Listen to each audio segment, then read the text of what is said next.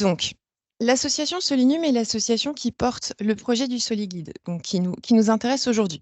Je vais juste vous faire un petit historique pour vous expliquer d'où le SoliGuide vient et pourquoi est-ce qu'on est amené aujourd'hui à faire ce petit webinaire.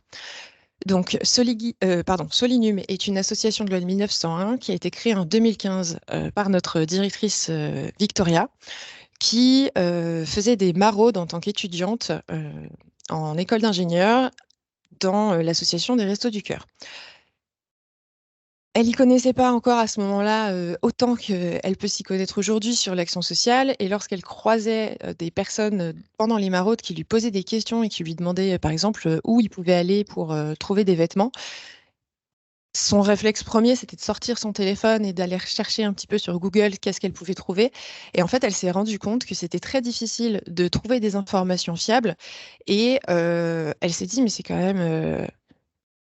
même fou qu'en France, avec tout ce qui se passe, on n'arrive pas à avoir une information fiable, parce que la fois d'après, quand elle recroisait la personne, les fois où elle avait effectivement tenté de mettre en place une orientation, une fois sur deux, la personne lui disait que la raison pour laquelle elle avait été orientée, finalement, ils ne faisaient plus sur place, ou alors ils avaient déménagé, etc. Enfin bref, je vous laisse imaginer myriade de raisons qui faisaient que l'orientation n'avait pas été efficace.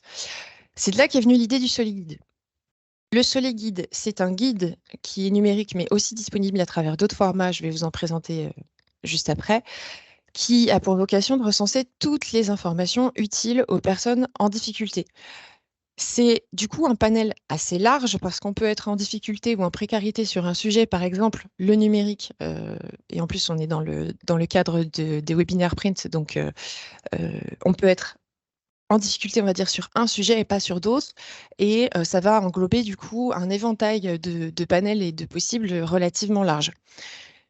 L'idée, c'est qu'on puisse chercher sans avoir besoin de connaître le nom de la structure, ni exactement à qui il faut qu'on s'adresse, puisque la plupart du temps, c'est justement ça. Le problème, c'est de savoir par où on commence et à quelle structure on doit s'adresser. Parce que si on sait déjà à quelle structure on doit s'adresser, ça va être plus simple de trouver l'information. Et encore. Le SoliGuide, du coup, se déploie par département en général. Donc, dans la région des Hauts-de-France, on est dans le nord pour le moment depuis 2021 et on est un petit peu partout ailleurs en France métropolitaine pour le moment, avec à minima un département qui est déployé par région administrative, mais il y a beaucoup de régions où il va y en avoir plusieurs, voire des cartographies à l'échelle régionale directement. Donc, si vous vous déplacez un jour, que vous allez à Vannes, si vous allez à Montpellier, si vous allez à Clermont-Ferrand, vous allez trouver un SoliGuide avec un référencement effectif. Le SoliGuide, du coup, en soi, concrètement, comment ça marche? C'est la plateforme, du coup, que vous avez sous les yeux. Donc, il y a une version site web, il y a une version mobile, évidemment. Vous avez aussi, sur la droite, ici, il faut accepter les cookies pour que ça s'affiche, un chat. Le chat, il est disponible directement sur le SoliGuide, mais il est aussi accessible à travers un numéro de téléphone qui va marcher sur l'application WhatsApp et par SMS. Donc, si quelqu'un n'a pas le SoliGuide sur son téléphone, mais enregistre notre numéro, il peut nous écrire et nous demander des informations pour qu'on puisse l'orienter. Et c'est bien nous qui répondons. Ce sont les vraies photos de mes collègues et leur vrai prénom. C'est bien nous qui répondons et pas un robot. Et où on va pouvoir du coup poser des questions et essayer de comprendre la situation de la personne et de l'orienter vers la structure la plus proche, sachant que les salariés de l'association ne sont pas travailleurs sociaux. Donc, c'est vraiment de l'orientation et la première aide, on va dire. Ce chat, du coup, qui est disponible, donc, comme je le disais, directement sur le site ou à travers notre numéro, il a aussi un traducteur intégré qui nous permet de discuter avec des personnes, enfin de discuter, d'avoir une base en tout cas de conversation et d'échange avec des personnes dont on ne parle pas forcément la langue. Et d'ailleurs, j'entends un micro qui s'allume. Est-ce qu'il y a une question? Non? Je continue. D'ailleurs, le SoliGuide lui-même est traduit et vous pouvez changer et passer par exemple en anglais. Si vous envoyez le lien à quelqu'un, la personne qui le reçoit le recevra toujours dans la langue dans laquelle vous l'aviez mis avant d'envoyer les informations. Je vais le repasser en français. Vous avez aussi des listes papier. Donc, je vous montre à quoi ça ressemble. Par exemple, là, cet hiver, on avait préparé des listes. Alors, attendez, je vais peut-être la mettre en écran, en plein écran. Donc, voilà à quoi ça ressemble. Donc, on peut faire des extractions papier du SoliGuide pour les envoyer aux structures qui sont référencées, qu'elles puissent les imprimer et les mettre à disposition de leurs bénéficiaires. On a aussi la possibilité, dès que c'est pertinent, de faire des partages de données, soit avec des outils cartographiques qui vont être similaires, soit à travers un widget.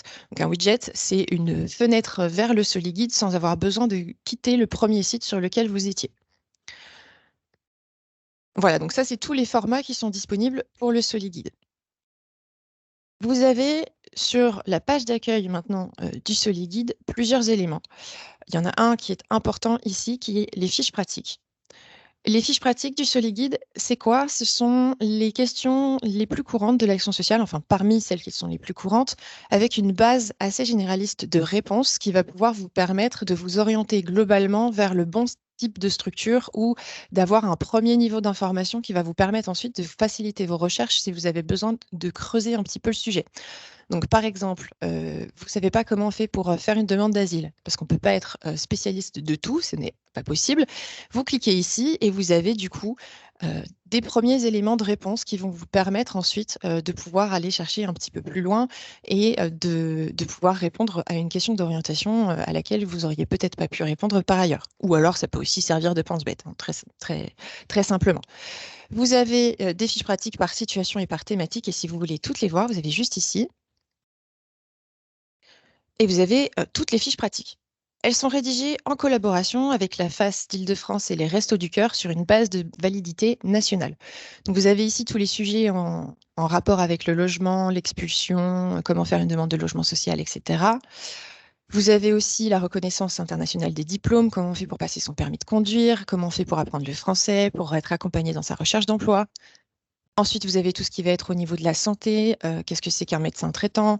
Ça veut dire quoi, tous ces acronymes qui sont un petit peu obscurs.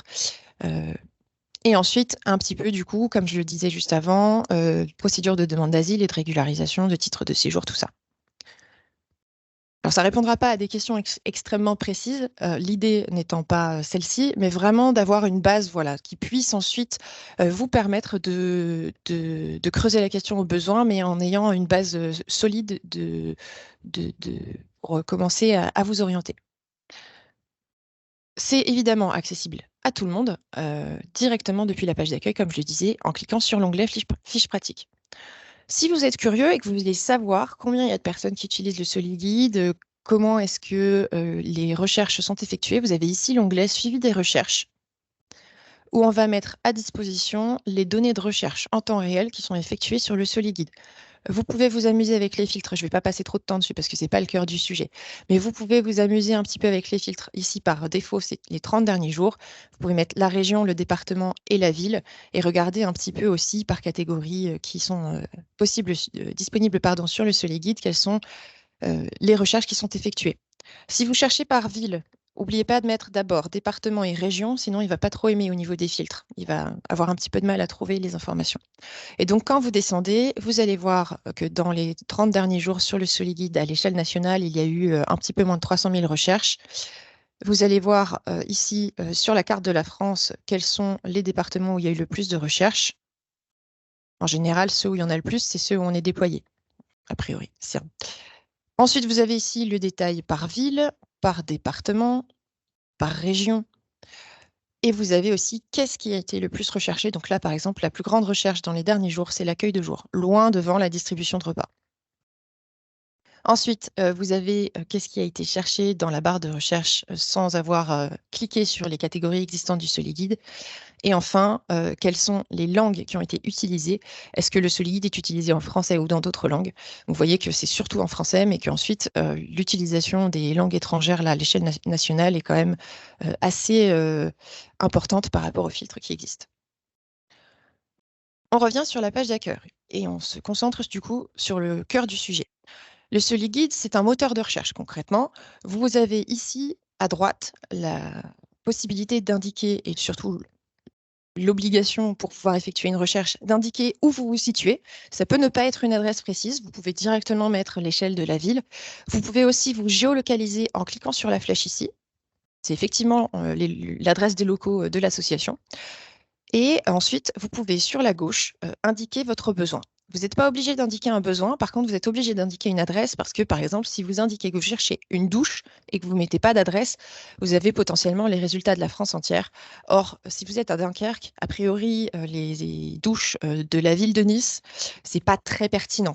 Donc voilà, c'est pour ça que c'est un peu important d'indiquer où vous vous situez à minima. Et puis, si vous voulez voir tout ce qui se situe, tout ce qu'il y a autour de vous qui est référencé, évidemment, vous n'avez pas forcément besoin de mettre un besoin ici à gauche. Gabriel, je me Oui, permets de t'interrompre parce qu'il y avait une question, je ne sais pas si tu l'as vue, et je non, pense on y répondra plus tard. Donc la question, c'est comment fait-on pour être référencé sur le site? Donc je pense que c'est une question auquel elle vous répondra tout à l'heure. Voilà, c'était tout à juste. fait. Euh, petit spoiler, petit avant-goût, et pour être référencé sur le site, il faut forcément passer par nous. Donc, soit en nous contactant, enfin, vous avez plusieurs moyens de nous contacter, mais j'y reviendrai plus tard, effectivement. Pour faire votre recherche par besoin, vous pouvez soit cliquer ici sur les gros boutons, soit vous pouvez cliquer sur voir toutes les catégories. Et par exemple, dans l'alimentation, on a ici, ça c'est la catégorie. Et ici, chaque entrée, c'est ce qu'on appelle un service. On va faire la différence, par exemple, entre un colis alimentaire et une distribution de repas. Si vous cliquez par exemple sur le bouton alimentation, vous pouvez aussi bien sûr écrire ce dont vous avez besoin directement à gauche. Vous appuyez sur la flèche pour lancer la recherche. Et ici, vous allez avoir des filtres qui vont vous permettre d'affiner votre recherche, y compris un filtre ouvert aujourd'hui. Et ici, là c'est tout nouveau, ça fait 1 mois que la recherche fonctionne comme ça. Vous avez le rayon de recherche. Donc si vous êtes dans une zone où il y a beaucoup de choses qui sont référencées, que vous voulez voir des choses plus proches de vous, vous pouvez descendre le rayon de recherche à uniquement 5 km. Si vous êtes dans une zone où vous ne trouvez pas grand-chose autour de vous, vous pouvez, à contrario, élargir le rayon de recherche jusqu'à 100 km. Donc là, on va le laisser à 5, ce sera très bien. Et vous voyez que, étant donné que là, je me suis géolocalisée et que c'est une adresse précise, on a ici, à chaque fois qu'il y a une structure qui s'affiche, le nombre de mètres, voire de kilomètres, qui nous sépare de la structure. Donc en fait, là, le résultat de recherche fonctionne par proximité géographique de l'adresse que vous avez indiquée. Et si la structure a au moins un de ces services qui contient quelque chose de la catégorie de l'alimentation que là, on a recherché. Donc ici, on peut regarder un petit peu les informations qui nous intéressent. Et j'aime beaucoup prendre l'exemple de Frédéric Ozanam. On clique ici. Ce que vous avez sous les yeux, c'est ce que nous, on appelle une fiche. Très important, le SoliGuide fonctionne par lieu d'accueil physique. Vous avez plusieurs lieux d'accueil physiques, vous avez plusieurs fiches.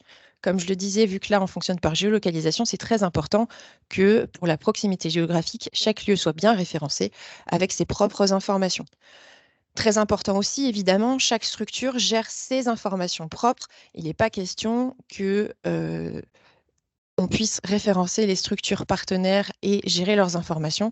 C'est très important que chacun gère ses informations, déjà pour la visibilité, mais aussi pour la mise à jour sur laquelle je reviendrai juste après. Vous avez du coup sur chaque filtre le titre de la structure, le type d'accueil ici qui est inconditionnel. Est-ce qu'il y a une participation financière requise? Donc là, c'est pour l'aide vestimentaire, c'est précisé. Est-ce que le site est accessible aux personnes à mobilité réduite? Est-ce qu'on y parle français et une autre langue ou plusieurs autres langues? Ici, vous avez une description courte et droite au but de ce que vous faites. Il faut vraiment que les bénéficiaires directement puissent comprendre ce que vous faites relativement rapidement.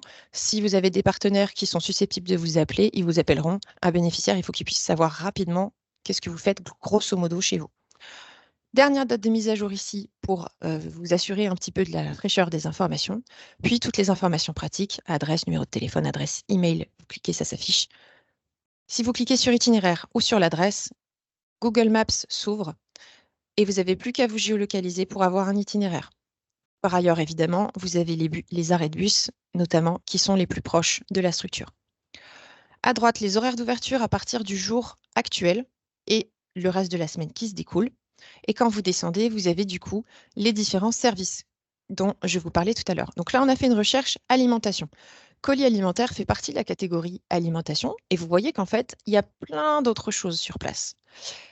Comme je vous le disais tout à l'heure, il y a seulement besoin d'une correspondance entre le besoin que vous avez évoqué et le périmètre géographique dans lequel vous vous situez pour que les structures qui correspondent ressortent dans la recherche. Et donc, en fait, s'ils font 15 autres choses, ben, vous allez les voir quand même. Et en fait, au fur et à mesure que vous regardez au niveau des informations, vous allez vous rendre compte de tout ce qu'il y a sur place. Et en fait, peut-être vous avez cherché votre besoin le plus pressant, mais en fait, il y en a d'autres. Et du coup, vous allez pouvoir avoir toutes les informations.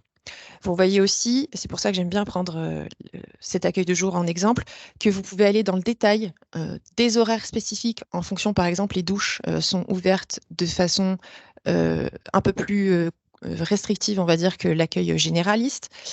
Ici, par exemple, pour le coiffeur, c'est sur inscription et qu'une partie des jours de la semaine. Et donc voilà, vous pouvez aller même indiquer qu'il y a des services qui sont pas disponibles.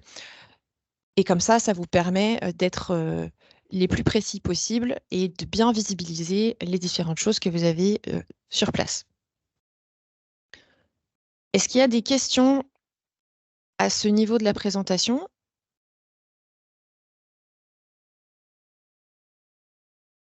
Non? Parfait, dans ce cas-là, je vais pouvoir continuer. Figurez-vous que le Soliguide a 2 niveaux de lecture. Donc ça, c'est le niveau de lecture qui est accessible à tous. Mais vous avez aussi un niveau de lecture qui va être spécifiquement pensé pour les professionnels et les bénévoles de l'action sociale. Bon, je sais pas, si. Notamment, dans les modalités d'accès de chaque structure, vous avez la possibilité de mettre que la structure est accessible sur orientation, soit parce que il faut passer par le 115, soit parce qu'il faut que ce soit un travailleur social, parce que c'est Pôle emploi, parce que c'est la mission locale, enfin bref, il y a nombreuses possibilités pour que la structure soit accessible sur orientation. Et donc vous voyez ici, contrairement à tout à l'heure, là on n'a pas de petite flèche sur la visualisation de la carte. Et quand on descend, on n'a pas l'itinéraire et on n'a pas l'adresse complète ici dans les informations pratiques. La raison, c'est que Entraide alimentaire est une structure disponible sur orientation. Il faut respecter un parcours d'orientation. Donc là, on va communiquer sur le fait que c'est une structure qui existe et que peut-être que vous n'y aviez pas pensé particulièrement et que vous pouvez y accéder. Mais on va encourager, bien sûr, au respect du parcours d'orientation et donc faire un espèce de filtre, entre guillemets, où on va donner plus d'informations aux professionnels qui sont connectés à un compte Soliguide. Donc, si on reprend Entraide alimentaire ici, vous voyez que là, je me suis connectée à mon compte Soliguide. Vous avez la flèche qui est ici. Vous avez même des formulaires que vous pouvez télécharger qui sont apparus. Et vous allez retrouver l'adresse complète, les accès en transport sur la fiche. Vous avez donc la possibilité, quand vous êtes connecté à un compte Soliguide, de voir les adresses des structures sur orientation et si la structure les a partagées, des informations à télécharger, mais aussi la possibilité de participer à une sorte d'annuaire professionnel où vous pouvez choisir ou ne pas choisir, bien entendu, et changer d'avis, évidemment, de partager vos contacts directs avec votre nom, votre numéro de téléphone, votre adresse mail et votre fonction aux autres personnes qui sont connectées à un compte Soliguide au moment où elles effectuent la recherche. L'idée, c'est de pouvoir favoriser les échanges entre les structures. Et vous avez aussi la possibilité de voir des structures qui sont entièrement réservées aux personnes qui sont connectées à un compte Soliguide au moment où elles font la recherche. Alors, il y a plusieurs raisons pour ça. Vous avez soit, voyez ici, structure réservée aux professionnels, soit ça va être avec un parcours d'accessibilité qui va être très restrictif pour un public très restrictif, une capacité d'accueil très restreinte, ou alors une certaine sensibilité des informations, par exemple sur les centres d'hébergement d'urgence, qui fait que là, on prend vraiment une prudence supplémentaire au niveau de comment on communique les informations. Et donc, si vous êtes connecté à un compte Soliguide au moment où vous effectuez la recherche, vous allez voir des informations qu'un bénéficiaire qui se connecte et qui utilise le Soliguide pour s'orienter verra pas forcément.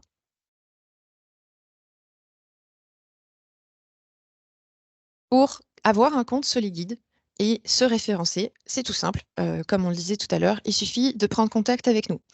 Donc, pour ça, vous avez plusieurs choix. Soit quand vous arrivez sur le SoliGuide, vous avez nous contacter qui est ici. Et vous pouvez remplir le petit formulaire et expliquer pourquoi vous souhaitez nous contacter. Vous avez le chat pour nous demander aussi comment se référencer. Ou vous pouvez nous envoyer un email. Mon adresse email, c'est nord, comme le département, @solinium.org. Je vais vous l'écrire ici, là, dans la barre de recherche. Et ensuite, alors, il n'y a pas l'arrobase du coup. Il ne va pas me laisser faire. Non. Donc, nord comme ça. Et ensuite, @solinium.org. Et ensuite, une fois que vous nous envoyez le mail, on vous envoie votre premier compte SoliGuide qui vous permet de vous référencer. Donc, je vous montre à quoi ça ressemble. On va prendre ici, par exemple, cette organisation qui est faite pour une démonstration, justement. Votre espace de gestion dans le SoliGuide ressemble à ça. Donc ici, vous avez le nom de votre organisation. Votre organisation, concrètement, c'est soit c'est le nom de votre structure, par exemple, ville de XY. Et là, vous allez avoir, par exemple, les bibliothèques de la ville. Ou alors, je ne sais pas, association caritative A. Et là, vous allez avoir justement votre structure. Pour gérer vos informations avec votre compte SoliGuide, vous pouvez du coup accéder à un panneau qui vous permet de modifier l'ensemble des informations, de faire votre description générale ici, en expliquant voilà, quelles sont les activités que vous proposez, d'indiquer vos coordonnées de contact, ensuite de noter votre adresse. Ici, sur le 3, vous avez la possibilité de partager vos contacts professionnels. Là, il n'y a pas de compte SoliGuide affilié à l'organisation, donc je ne peux pas le faire, mais s'il y en avait un, on pourrait le faire. Ensuite, indiquez vos horaires d'ouverture. Je vous conseille toujours de commencer par le premier jour par lequel vous êtes ouvert, puisque ensuite, c'est automatique quand vous cliquez ici sur le plus. Ça se lie en fait au premier jour qui a été indiqué. Si vous êtes ouvert, par exemple, de 8 h à midi, vous pouvez cliquer ici, indiquer midi, vous rappuyez sur le plus, et ici, vous ouvrez à 14 h jusqu'à 17 h, et vous pouvez le faire ainsi, vous avez la possibilité de mettre 3 plages horaires différentes par jour. Imaginons que vous êtes ouvert du lundi au vendredi. Vous voyez, à chaque fois que j'ai recliqué sur plus, ici, les mêmes horaires que le lundi se sont indiqués. En fait, en réalité, vous êtes fermé le lundi matin et le vendredi après-midi. Vous n'avez qu'à cliquer sur la croix rouge pour pouvoir modifier les informations. Ici, vous avez une petite question. Est-ce que vous êtes ouvert ou fermé les jours fériés? Ça permet d'avoir un bandeau automatique qui va s'installer sur le SoliGuide à l'approche de jours fériés et qui va prévenir que normalement, vous êtes fermé les jours fériés sans que vous ayez besoin de l'indiquer par ailleurs. Ensuite, il y a une question. Peut-on indiquer plusieurs adresses d'accueil de l'association? Alors du coup, pour plusieurs adresses d'accueil, il vous faudra faire plusieurs fiches. Donc là, ce que vous avez sous les yeux, c'est ce que nous, on appelle une fiche. Donc si on revient justement sur votre organisation démo mise à jour, vous allez avoir ici votre première adresse et vous devrez référencer votre deuxième adresse à la deuxième adresse, du coup, avec les activités que vous faites à cet endroit-là, en recréant une structure ici qui ouvre le formulaire pour créer la structure de A à Z. Évidemment, si vous avez besoin d'aide, vous nous demandez de l'aide, on est là pour ça. On a aussi des tutoriels qu'on peut vous envoyer pour vous accompagner à la prise en main. Et de toute façon, nous, on garde toujours un œil sur les modifications qui sont apportées. On a des petites notifications qui nous préviennent quand quelqu'un fait une modification. C'est pas pour faire la police de ce qui est écrit, c'est justement si on voit qu'il y a des informations qui ne sont pas tout à fait au bon endroit, qu'on puisse prendre contact avec vous et vous dire, ah bah là, par exemple, si vous indiquez dans la description générale, par exemple, ici, qu'est-ce qu'on a mis là comme service? Dossier d'APL le lundi après-midi, et que vous le mettez là, on va plutôt avoir tendance à vous dire, ah bah en fait, vous pouvez le mettre directement sous le service conseil logement, où là, vous allez dire dossier APL dans la description.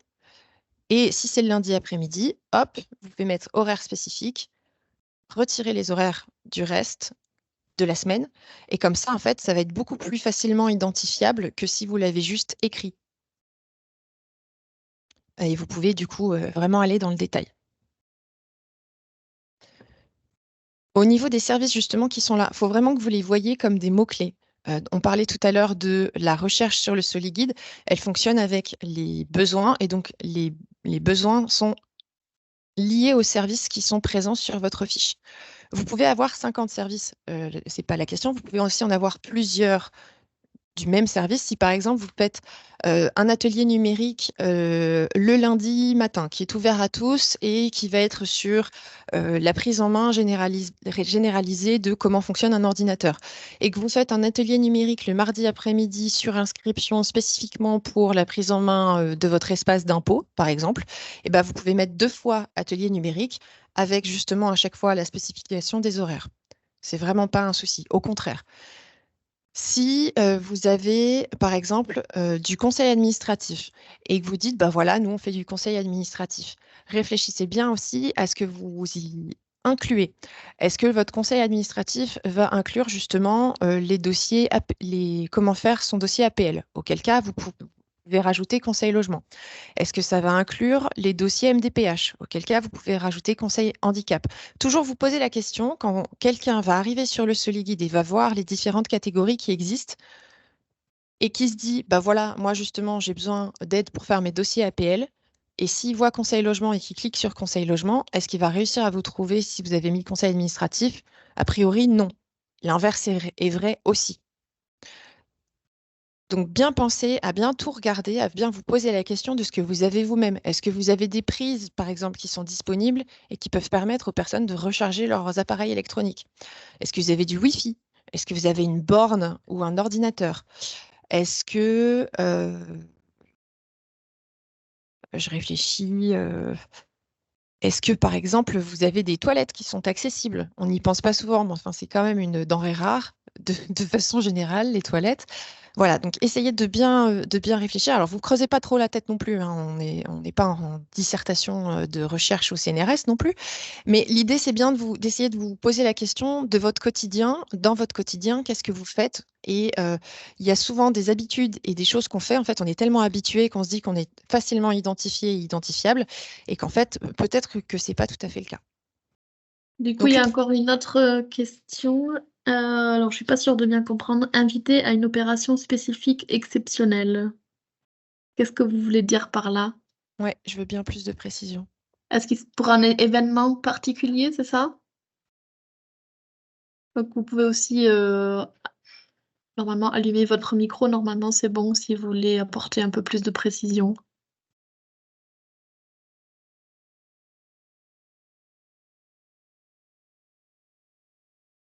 Euh, Non, Monsieur Madelin?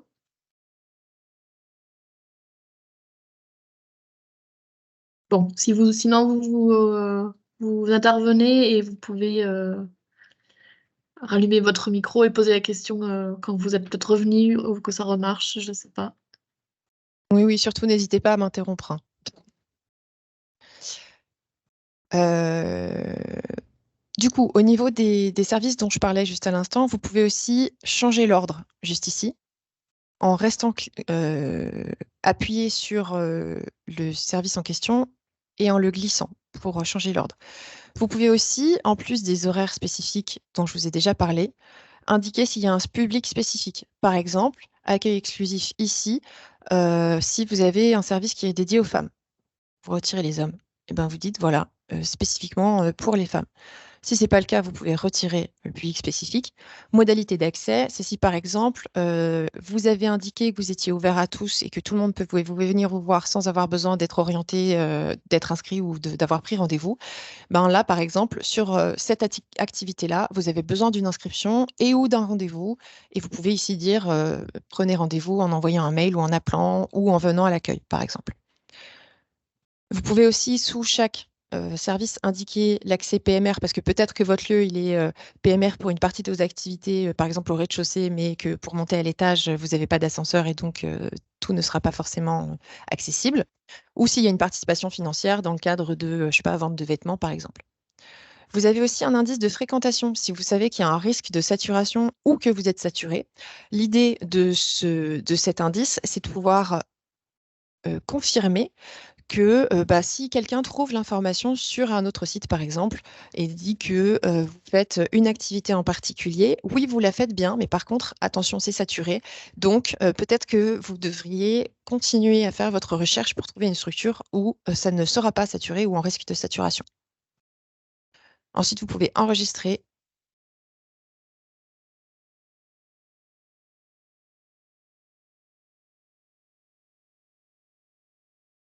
et continuer. Et ici, vous avez la possibilité d'ajouter des photos. Vous pouvez mettre votre logo, vous pouvez mettre des photos d'événements que vous avez faits, une photo de la porte d'entrée aussi pour rassurer les personnes et dire que quand elles arrivent, c'est bien effectivement là. Vraiment, c'est vous qui voyez et évidemment, ce n'est pas obligatoire non plus. Ici, vous voyez sur la droite l'historique de ce qui a été modifié. Donc, s'il y a une modification et que vous ne savez plus exactement ce que vous avez modifié, vous pouvez voir le détail de tout ce qui a été modifié sur votre fiche. Et enfin, vous voyez que là, on est sur un statut brouillon. Ça veut dire que vous êtes encore en train de travailler dessus. Et pour le moment, elle n'est pas consultable sur le Soliguide. Si vous voulez qu'elle le soit, vous la passez ici en ligne. Et c'est une fois qu'elle est en ligne que vous allez pouvoir décider de si elle sera visible par tous ou réservée aux professionnels. Et c'est aussi une fois qu'elle est en ligne que vous avez ici un panneau qui s'affiche avec la possibilité d'indiquer et de le prévoir à l'avance des fermetures temporaires, des horaires. Non, j'ai cliqué dessus. Des horaires temporaires et un message temporaire. Donc, si par exemple, vous savez déjà que vous êtes fermé pendant les vacances scolaires de façon générale, vous pouvez le prévoir en fait. Par exemple, fermeture pendant les vacances. Vous indiquez la date de début. Je ne sais pas exactement quand sont les vacances, mais je crois que c'est à peu près par là. Et ça dure 2 semaines. Et la date de fin, n'oubliez pas la date de fin. Vous enregistrez. Et du coup, là, vous voyez, vous avez les fermetures déjà prévues. Et donc, si vous voulez en prévoir d'autres, vous pouvez le faire. Si vous indiquez une fermeture temporaire à l'avance, sachez qu'il y a un bandeau qui va s'afficher 2 semaines avant pour prévenir les personnes qui font la recherche. Dans 2 semaines, on sera fermé pendant tant de temps. Et ça se retire automatiquement une fois que la date de fin que vous avez indiquée là est dépassée. Donc, vous n'avez pas besoin de revenir sur le Soliguide à chaque fois. Vous avez aussi donc les horaires temporaires ou des messages temporaires. Je pense que ça répond plus ou moins à la question, si on a bien compris la question tout à l'heure avec Johanna. Si vous avez un événement, par exemple, et que vous organisez, vous pouvez faire un message temporaire et dire tel jour, on organise tel événement, inscrivez-vous si vous souhaitez y participer, que sais-je. Vous pouvez tout à fait le faire. C'est aussi, une fois que la fiche est en ligne, que pendant la période de mise à jour, vous allez pouvoir vous mettre à jour. Donc, la mise à jour du Soliguide, c'est aussi le cœur de notre mission. Si vous vous référencez sur le Soliguide, vous avez bien conscience que une de nos missions principales, c'est d'avoir des informations à jour et de qualité. Et donc, pour qu'elles soient à jour, on a une période de mise à jour qui arrive 2 fois par an. Une, donc la prochaine, qui sera de mi-juin à fin juillet pour toute fermeture, horaire changeant, éventuellement certaines activités qui sont arrêtées pendant les vacances d'été entre juillet et août pour diverses raisons. Et une qui va se situer plutôt pendant la période hivernale de mi-novembre à mi-décembre pour toutes les fermetures, fêtes de fin d'année, début janvier qui vont pouvoir arriver. C'est très important de bien faire cette mise à jour. Si vous n'avez pas de changement à indiquer, parce que vous inventez pas un changement qui n'existe pas, hein, vous ne fermez pas, vous restez ouvert comme d'habitude, tout va bien, vous avez un bouton, pas de changement, qui sera disponible pendant la mise à jour, justement. Si jamais vous avez une fermeture au contraire et que vous avez les dates, c'est très important aussi que vous puissiez l'indiquer. La mise à jour, vous allez recevoir un email qui est affilié au compte Soliguide qui gère votre espace. Vous êtes prévenu aussi dans la newsletter du mois précédent. Et si on voit que vous ne faites pas la mise à jour, on vous appelle. Donc, vous en faites pas. Si vous avez peur d'oublier la mise à jour, vous l'oublierez pas. Même, vous aurez probablement marre d'en entendre parler de nous si jamais on vous relance plusieurs fois. Mais en tout cas, on a tout un système qui est mis en place pour bien vous rappeler que la mise à jour arrive et que c'est très important. Tout le monde y passe. Les informations des structures que vous voyez en ligne sur le Soliguide datent forcément d'il y a moins de 6 mois. Nous avons un automatisme qui se met en place. S'il n'y a pas de modification pendant plus de 6 mois sur les informations d'une structure, elle passe hors ligne. Ça veut dire, vous le voyez ici, je vais vous montrer. Ah bah non, on ne peut pas le voir. Elle passe hors ligne. Est-ce que j'ai un exemple à vous montrer peut-être?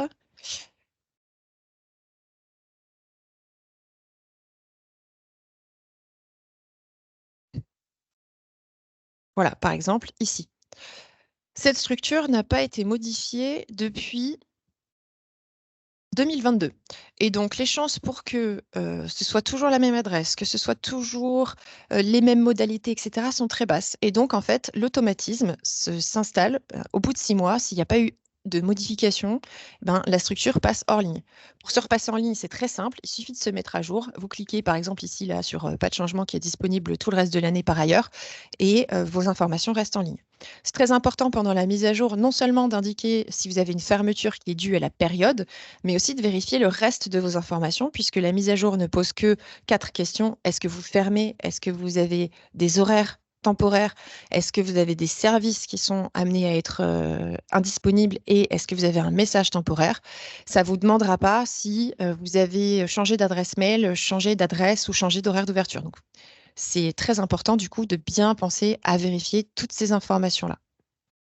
Du coup, il y a encore une autre question liée à la mise à jour. Donc, les Mhm. notifications pour les mises à jour sont envoyées chaque mois. Enfin, c'est une question. Ou est-ce qu'elles sont envoyées 2 fois par an? Voilà. Elles Est-ce que sont, si on est 6 mois sans activité, est-ce que ça veut dire qu'on est hors ligne? Ça veut dire 6 mois sans aucune activité. Mais les notifications ne s'enclenchent que aux périodes de mise à jour. Donc, après, nous, on garde un œil sur notre base de données. S'il y a 6 mois et une semaine entre la mise à jour hiver et la mise à jour été, et que nous, on voit que vous allez bientôt passer hors ligne, on va vous faire signe. Donc, vous en faites pas, il n'y a pas de souci. Vraiment, on est là pour ça et on garde un œil dessus. Mais là où on vous demandera systématiquement de faire un effort et de vous connecter sur le Soliguide et de vérifier vos informations, c'est 2 fois par an. Donc, une fois qu'on a fait le plus gros du travail, en fait, c'est de se référencer. Une fois qu'on a fait le travail d'être bien sûr qu'on a bien toutes les bonnes informations et de vous avoir passé en ligne, ensuite, vous n'avez plus qu'à vous connecter 2 fois par an et à faire votre mise à jour. Et pour la plupart des structures, ça prend 5 minutes à faire. Donc, vous donnez 10 minutes de votre temps par an au Soliguide potentiellement. Alors du coup, pour créer votre compte Soliguide, vous avez ici, voyez, inviter un membre. Il nous faut un prénom, un nom et une adresse mail. Il y a plusieurs types de comptes Soliguide. Vous avez le compte administrateur qui permet directement de vous référencer vous-même sans avoir besoin de passer par nous et d'inviter vos collègues à créer des comptes Soliguide ici comme sur ce formulaire. Vous avez ensuite un compte éditeur qui, lui, ne peut que modifier les informations qui existent déjà. Donc, il ne peut pas ajouter une structure qui n'est pas encore référencée et il ne peut pas inviter de collègues. Le compte éditeur, vous pouvez aussi choisir qu'il n'ait pas accès à l'intégralité des informations. Si vous avez justement plusieurs lieux d'accueil, vous en avez un à un endroit et un à un autre, vous avez un chef de service par lieu, bah, chaque chef de service, vous pouvez lui donner uniquement accès à sa structure à lui. Et comme ça fait de la dispersion, on va dire, de la délégation de responsabilité à chacun. Et enfin, vous avez le compte lecteur qui, lui, ne pourra pas modifier d'informations du tout. C'est vraiment un compte qui a été pensé pour se servir du Soliguide au quotidien quand on effectue des recherches et voir les informations qui sont réservées aux professionnels. Évidemment, vous pouvez être 150 sur votre espace. C'est vraiment vous qui voyez. Vous pouvez être tous en administrateur si vous le souhaitez, c'est vraiment pas un souci. Mais par contre, c'est important que vous ayez, dans la mesure du possible, des adresses mail nominatives, puisque, comme je le disais tout à l'heure, ici, on a l'historique de qui a modifié quoi en dernier. Si jamais nous, on a une question à vous poser et que vous êtes 10 à vous connecter sur la même adresse mail, ça va être difficile pour nous de poser la question et d'avoir des clarifications sur les modifications qui ont été apportées si vous êtes plusieurs sur l'adresse mail. Ça vous permet aussi, en cas de turnover, de nous demander directement de supprimer les comptes qui sont à supprimer et, et de ne pas avoir besoin de changer de mot de passe régulièrement si jamais il y a un turnover important. Sachant qu'on a aussi la main sur le type de compte SoliGuide. Et donc, si vous aviez créé un compte éditeur pour quelqu'un et que vous avez besoin qu'il soit lecteur ou administrateur, on peut faire la modification à tout moment.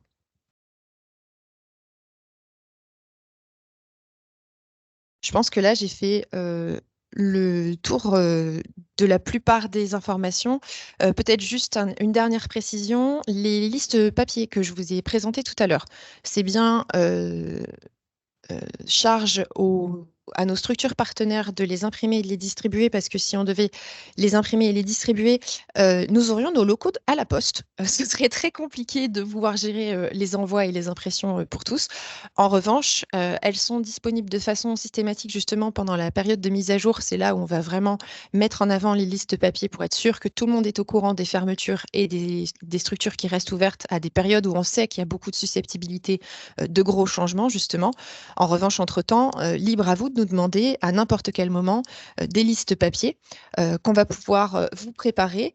Si vous avez besoin uniquement des structures qui se trouvent dans votre ville, on vous fait une liste. Si vous avez besoin de toutes les structures du département qui font des permanences juridiques, on vous fait une liste. Enfin, vraiment, on peut les thématiser et les personnaliser en fonction de vos besoins. Ce qu'il faut aussi bien garder à l'esprit, c'est que cette période de 6 mois qui s'applique au SoliGuide version numérique s'applique également sur les listes papier. Donc, imaginons, je vous envoie des listes en mars. Ça veut dire que mi-juin, quand la période de mise à jour commence, il faut arrêter la diffusion de ces listes puisque tout va être mis à jour et que donc, a priori, il y a des informations qui seront plus les bonnes dans les listes qu'on vous aura envoyées en mars, bien sûr.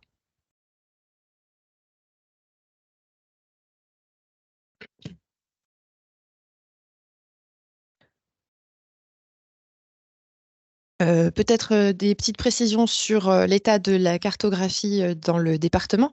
Là maintenant, tout de suite, dans le département du Nord, on a environ, me semble-t-il, 750 structures répertoriées. Ah ben voilà, vous étiez en train de poser la question, donc c'est parfait.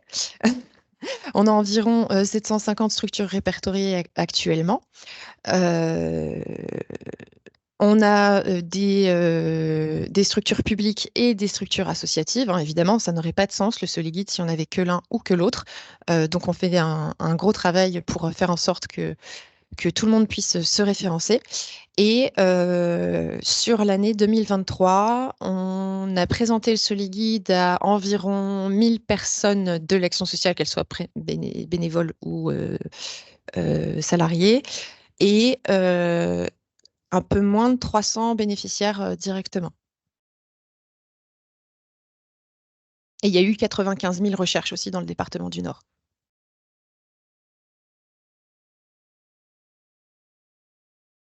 Et Et donc, pardon, vas-y. excuse-moi. Et donc, l'objectif justement de faire cette présentation aujourd'hui, c'est si vous n'êtes pas encore référencé, de pouvoir faire le référencement.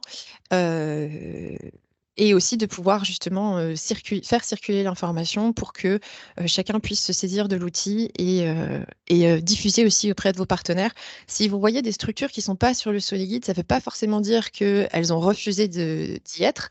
Ça peut souvent être une question plutôt de temps et de ressources humaines, parce qu'il y a vraiment beaucoup de choses et il y a vraiment beaucoup de structures. Donc, on est deux dans l'antenne qui s'occupe du département du Nord. Il y a moi-même et il y a mon alternant Elliot.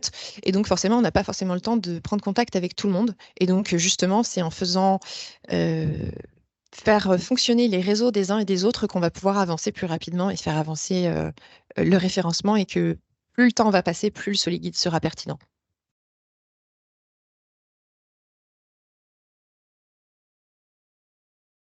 coup, il y avait une autre question. Possibilité d'informer ou former des salariés des associations ou de l'association. Tout à fait. Donc, ça veut Euh, dire que vous vous déplacez dans les associations pour expliquer le principe, c'est ça?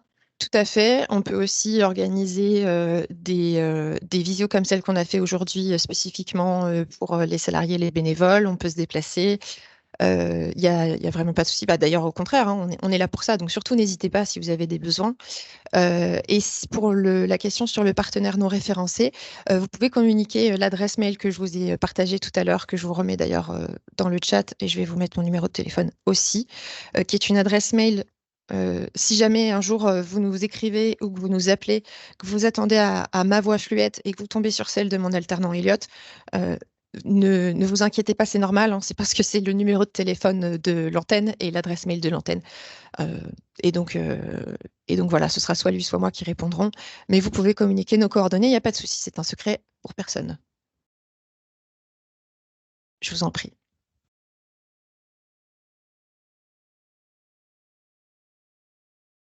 Et du coup, peut-être pour repréciser, Gabriel, pour l'instant, c'est quelque chose, vous travaillez essentiellement avec les structures qui sont implantées dans le département du Nord pour des raisons aussi simplement financières. Euh, du coup, il y a peut-être des structures qui sont pas forcément, enfin, qui sont présentes aujourd'hui, mais qui sont pas forcément implantées dans le département du Nord. Du coup, c'est quelque chose qui, enfin, Gabriel, tu compléteras, mais qui, à terme, pourra potentiellement être déployé aussi, dans les autres départements s'il y a un vif intérêt des structures, si j'ai bien saisi, l'enjeu. Tout à fait. C'est pas une volonté de la part de l'association Solinum de n'être présent que dans le département du Nord. Si évidemment il y a besoin de nous ailleurs, qui est évidemment le premier sujet, hein, et que voilà, il y aurait un réel intérêt à ce qu'on se déploie dans les autres départements de la région. Aujourd'hui, ce qui nous permet pas de le faire, c'est justement le fait que dans notre expérience jusqu'à présent, ce qui fait qu'une cartographie telle que le Soliguide fonctionne, c'est le fait d'avoir une équipe sur place, de pouvoir faire l'animation, la présentation que je vous fais aujourd'hui. Et aujourd'hui, par exemple, l'équipe du Nord serait bien incapable de gérer le Pas-de-Calais en plus, ou même quelconque autre département, hein, le Nord étant déjà suffisamment important. Et donc, en fait, là, aujourd'hui, ce qui fait qu'on n'est pas sur les autres départements, c'est qu'il faudrait qu'on puisse avoir le soutien des collectivités, entre autres, pour pouvoir nous déployer et justement avoir des ressources humaines qui pourraient être dédiées justement à l'accompagnement des structures et au référencement. Alors, une fédération régionale peut avoir évidemment intérêt à être référencée. Le, le blocage entre guillemets qu'on va avoir aujourd'hui, c'est que on pourra vous référencer que dans le Nord. Et pour la question d'avant, il faut effectivement forcément nous faire une demande pour se référencer. Aujourd'hui, sur notre site internet, vous avez un formulaire qui vous permet justement de demander l'accès à un compte Soliguide pour qu'on puisse vous l'envoyer et que vous puissiez vous référencer. Et ce formulaire, il y a des bénéficiaires qui le trouvent et qui nous écrivent à travers ce formulaire. Et donc aujourd'hui, le fait que vous soyez forcés entre guillemets de passer par nous, ça nous permet de faire le filtre et de nous assurer que les personnes à qui on envoie des comptes Soliguide sont bien des personnes qui agissent dans des structures de l'action sociale et pas des personnes directement concernées. euh, et de pouvoir voilà, travailler avec les structures et vérifier justement que ce sont bien les structures qui ont accès aux informations et qui se référencent.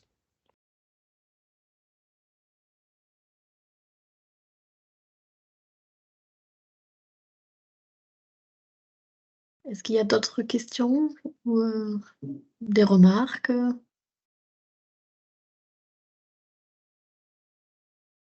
Bon, je pense après, s'il y a des questions, il ne faut pas hésiter à envoyer directement à Gabriel ou à nous, et nous, on peut aussi transférer. Il ne faut pas hésiter, je pense. Et voilà, Gabriel, est-ce que tu avais encore quelque chose à préciser ou...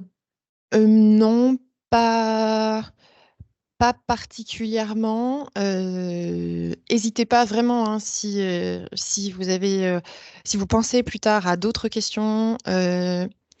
Alors, j'en vois d'autres. Ah, voilà. Alors, est-ce que les institutions CCAS, UTPA, SCAF, CPAM, Pôle emploi sont référencées aussi? Alors, la volonté est que ce soit le cas. Les CCAS, on travaille beaucoup avec l'UDCCS. Il y en a beaucoup de CCAS qui se référencent. Donc, c'est tout à fait le cas. Les ex-UTPS, Maison Nord Solidarité, aujourd'hui, c'est un travail de longue haleine avec le département pour essayer de cadrer justement comment est-ce que ça va être fait. Mais théoriquement, tout à fait. La CAF, les discussions doivent être faites à ce niveau-là. Mais en fait, théoriquement, oui. Après, dépendamment du territoire, et en l'occurrence là dans le département du Nord, les réponses vont pouvoir varier. Donc là, pour Pôle emploi, les CPM et les lieux d'accueil de la CAF, pour le moment, j'ai pas de réponse claire à vous apporter. Pour les UTPS, MNS, c'est un chantier en cours, euh, mais, euh, mais un chantier assez important. Donc la volonté est que ce soit le cas. Les CCS aussi, évidemment. Et puis, évidemment, les services de prévention de santé, les espaces France Service. Voilà, tout, évidemment, à sa place sur le solide. Évidemment, c'est juste une question de comment on avance avec les partenaires qui va pouvoir avoir un impact sur est-ce qu'ils sont référencés ou pas. Ensuite, les infos pour les pros, oui, vous pouvez ne pas être référencé et avoir un compte Soliguide. Vous avez juste votre organisme avec des comptes actifs. Si vous n'avez pas de lieu d'accueil ou que c'est pas forcément quelque chose qui pourrait être référencé, je pense par exemple, aujourd'hui, on ne référence pas les postes de police ou de gendarmerie, à moins qu'il y ait une permanence d'une association par exemple d'aide aux victimes ou de permanence juridique sur place. En revanche, un policier de commissariat peut tout à fait, ou un commissariat tout court, hein, pourrait nous demander des comptes Soliguide. Ils sont amenés à faire de l'orientation aussi, ils sont concernés. Il n'y a pas de souci. Vous n'avez pas besoin d'être référençable pour avoir accès aux comptes Soliguide. Rénovation de l'habitat, oui, peuvent être référencés, tout à fait. Alors, par exemple, vous avez toutes les permanences de l'ADIL qui sont aujourd'hui référencées sur les départements du Nord. Donc, évidemment, à moins que ce soit une entreprise privée à but lucratif, là, on ne va pas le mettre sur le Soliguide. En revanche, si c'est du conseil, de la mise en relation justement avec des structures qui vont pouvoir accompagner dans les personnes qui sont en situation de mal logement, évidemment, tout à fait, dans le service conseil logement. Alors, la demande pour être référencée, c'est à l'adresse mail que j'ai partagée au-dessus. Euh, c'est vraiment que ce soit pour nous poser une question ou pour être référencé, hein, ce sera toujours cette adresse mail-là.